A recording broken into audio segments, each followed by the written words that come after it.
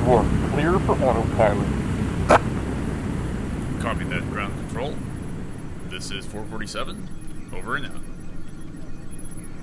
Alright then, to me. Since this is your first time in the cabin, let me give you the basic rules of flying. Number 1, try to stay in the air. This is pretty important. Number 2, don't go near the edges of the air.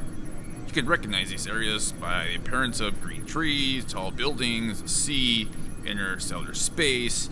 It's pretty hard to fly in any of those areas. Alright, with all that information under your belt, let's take autopilot off and let's see how you do. Go ahead, take the wheel.